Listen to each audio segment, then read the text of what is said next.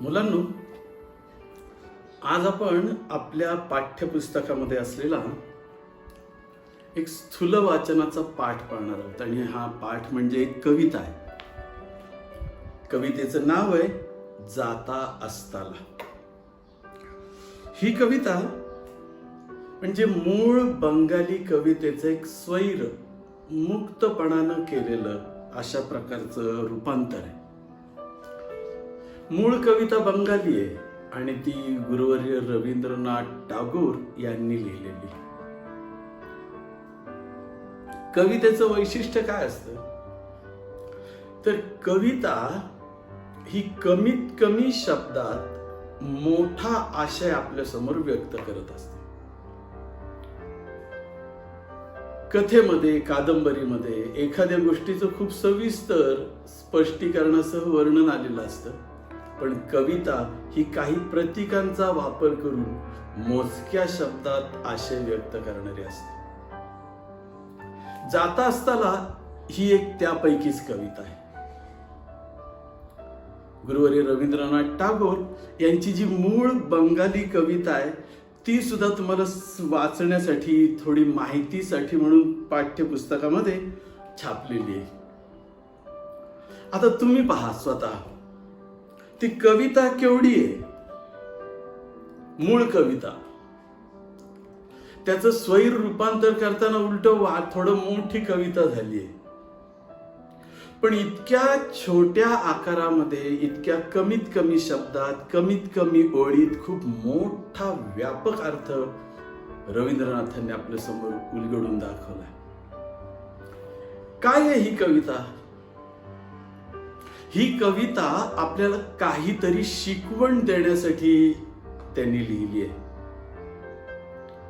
आणि ती शिकवण काय आहे, कशासाठी ही कविता आहे, केवळ शब्दार्थ समजले म्हणजे आपल्याला ही कविता खऱ्या अर्थाने पूर्णपणे समजली का, याचा विचार केला तर तुमच्या असं लक्षात येईल ह्याच्यात शब्दार्थ फार अवघड आहेत अशातला काही भाग नाही. यातून कवीला कुठलं निसर्गाचं वर्णन करायचं नाही, याच्यातून कवीला जीवनाचा एक दृष्टिकोन तुमच्या समोर मांडायचा आहे. अगोदर आपण कवितेचा सारांश पाहताना कवितेची मध्यवर्ती कल्पना पाहूया. कवी म्हणतो की संध्याकाळ होत आली आणि सूर्य आता अस्ताला चाललाय, मावळणार. जाता असताना म्हणजे मावळतीकडे जात असताना, मावळत असताना. त्याच्या मनात असा विचार आला सूर्याच्या की अरे, आता मी जर ह्या पृथ्वीवरून अस्ताला गेलो, मावळलो, तर या जमिनीवर सर्वत्र अंधार होईल. लोकांचे व्यवहार जे आहेत हे ते कसे पार पाडतील? जग अंधारात बुडेल. ज्याच्यावर मी खूप प्रेम करतो, ज्या जगाला पहिल्या उगवलेल्या पहिल्या किरणापासून मी प्रकाश देतो, त्या प्रकाशात हे जग आनंदाने त्यांची कामं करतात, जीवन जगतात. ते अतिशय सुंदर असणारं जग मी अस्ताला गेल्यावर अंधारात बुडून जाईल. सूर्याला वाईट वाटायला लागतं की ह्याच्यावर काय करावं. मला तर जाणं भाग आहे. मी जसा उगवतो तसा विशिष्ट वेळी मला मावळायला पाहिजे. पण प्रश्न हा आहे की अंधार पडेल त्याचं काय. म्हणून मग सूर्य, चंद्र, तारे, चांदण्या यांना विचारतो. सूर्य म्हणतो की चंद्रा, मीच इथं, ह्याच्यात जसंच्या तसं वर्णन नाहीये, मी तुम्हाला सारांश रूपाने अर्थ सांगतो. चंद्र नकार देतो.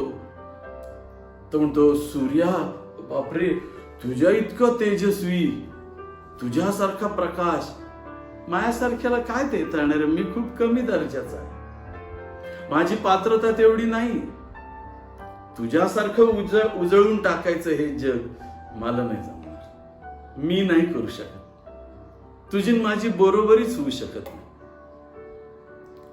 अन्य तारे आहेत ते पण असमर्थता प्रगट करतात. ते म्हणतात चंद्र एवढा मोठा आहे आमच्यापेक्षा, तो नाही म्हणतोय, तिथं आमची तर काय अवस्था आहे.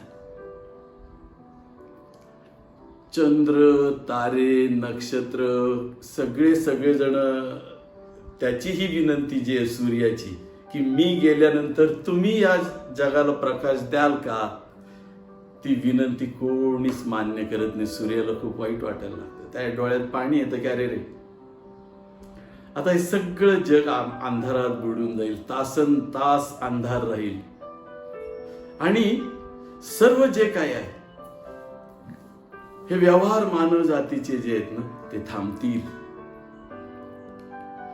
वाईट वाटतं सूर्याला, पण त्याला पुढं पुढं मावळतीकडे झुकणं भाग आहे. तो जायला लागतो आणखी खाली खाली. तेवढ्यात एक पणती पुढे येते आणि सूर्याला म्हणते की तुम्ही निर्धास्त जा, मुळीच पृथ्वीची चिंता करू नका, मी या जगाला उजेड देईन. जेवढी माझी क्षमता आहे, तुमच्यासारखं सगळं जग नाही मला उजळून टाकता येणार, तुमच्यासारख्या तेजाची प्रखरता पण माझ्याकडे नाही. पण याचा अर्थ तुमची बरोबरी करून मी ती जबाबदारी स्वीकारायचीच नाही, हे योग्य नाही होणार. ती पणती सूर्याला सांगते की मला जमेल तेवढं मी हे उजळून टाकायचा प्रयत्न केला. तुम्ही सबंध पृथ्वीचा भाग हा जो दिसतोय तेवढा सगळा तुम्ही उजळून टाकता, तेवढं मला जमणार नाही. पण एखादी खोली, एखाद्या घरातली एखादा कोपरा तेवढा का होत नाही, मी नक्की उजेड देऊ शकते आणि तेवढा मी नक्की देईन. मला जे शक्य आहे तेवढं मी करीन. आणि पणतीच केवढी पणती आहे, आपण दिवाळीला वगैरे पाहतो पणत्यांचं उजेड किती असणार. पण पणतीचं ते उत्तर ऐकून सूर्याला खूप समाधान वाटतं आणि तो अतिशय आनंदाने या विश्वाचा निरोप घेतो. त्या दिवशी मावळतो. एवढीच ही कविता आहे. संपूर्ण कवितेत संवाद रूप आहे. सूर्य आणि पणती यांच्यातला संवाद आहे. मग हा संवाद जो आहे तो आपल्याला काय शिकवतो, का लिहिली ही कविता. इथं सूर्य हा असामान्य कर्तृत्व असलेल्या लोकांचं प्रतीक म्हणून वापरलेलं आहे. जसं काही लोकमान्य टिळक असतील, महात्मा गांधी असतील, पारतंत्र्याचा अंधार दूर करावा म्हणून हे जणू सूर्यासारखे त्यांच्या मार्गदर्शनाचा प्रकाश देत होते. पण एकट्या गांधीजींनीच लढा दिला असता, एकट्या टिळकांनीच लढा दिला असता तर इंग्रजांच्या समोर फार मोठा प्रश्न पडला नसता. पण गांधीजी केव्हा मोठे झाले, जेव्हा लाखो अनुयायी त्यांना येऊन मिळाले तेव्हा. मग हे लाखो लोक जे टिळकांच्या गांधीजींच्या मागे चालले ते म्हणजे जसं काही पणत्यांसारखं आहे. ते असामान्य नाहीये, पण सामान्य म्हणून जे त्यांनी थोडस कार्य केलंय, असं सगळ्यांनी केलं. जसं आपण म्हणतो थेंबे थेंबे तळे साचे, सगळ्यांनी थोडं जमेल तसं कार्य केलं तर खूप मोठं कार्य उभं राहू शकतं. राव करणार नाही ते गाव करू शकतो. गाव करील ते राव काय करील अशी म्हणच आहे की जे गावाला जमेल ना ते श्रीमंतातला श्रीमंत मनुष्यही करू शकणार नाही. का तर तो एकटा आहे आणि गाव हे असंख्यांचं मिळून बनलेलं आहे. अनेक जणांचे हात लागले तर अशक्य वाटणारी गोष्ट सुद्धा शक्य होती. म्हणून मग ह्या कवितेतून सल्ला काय दिलाय, संदेश काय दिलाय, उपदेश काय, काय बरं शिकवण आहे. तर रवींद्रनाथ म्हणतात की लोक हो, प्रत्येक जण सूर्यासारखा असामान्य होऊ नाही शकणार, पण प्रत्येकामध्ये काही ना काहीतरी समाजाला देण्याचा गुण आहे, शक्ती आहे. आपल्या अवतीभोवतीच्या सगळ्या जगाला पुरेल एवढं कार्य तुम्ही प्रत्येक जण कदाचित नाही करू शकणार, पण 1-2 जणांच्या जीवनात जर तुम्ही प्रकाश निर्माण केला, 1-2 जणांचं जीवन तुम्ही घडवू शकला, त्यांच्या जीवनात यशाचा उजेड पाडू शकला, तर तुमच्या जीवनाचं तेच खरं सार्थक आहे.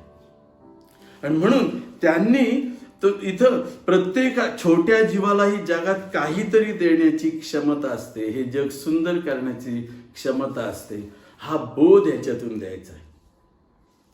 आपण सगळेजण एखाद्या पणतीप्रमाणे आहोत,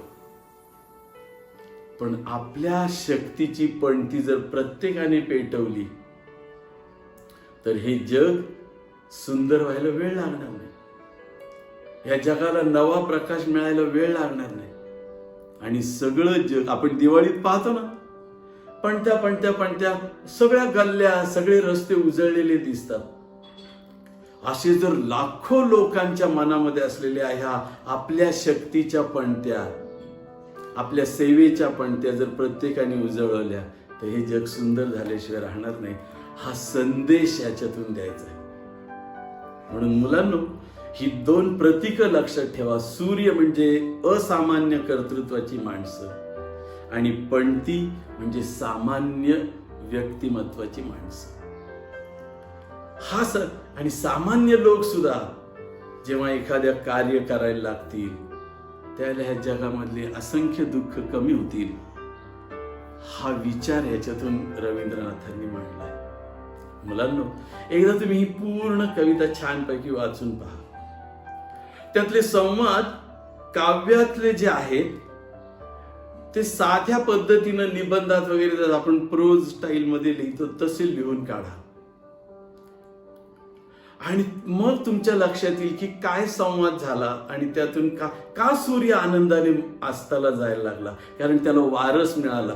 त्याच्या योग्यतेचा वारस नसू दे, पण परंपरा पुढे चालवणारा कोणीतरी आहे याचा आनंद आहे त्याला. तर हे संवाद रूप कविता आहे, ती पहा.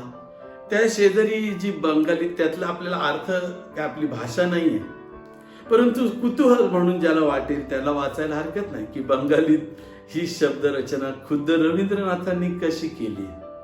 तर मुलांनो, आपल्या पाठ्यपुस्तकातल्या स्थूल वाचनातला एक अतिशय सुंदर भाग, एक सुंदर कविता आपण या सारांशाच्या माध्यमातून समजून घेण्याचा प्रयत्न केला. ती वाचा आणि अधिकाधिक ती समजून घेण्याचा प्रयत्न करा. धन्यवाद.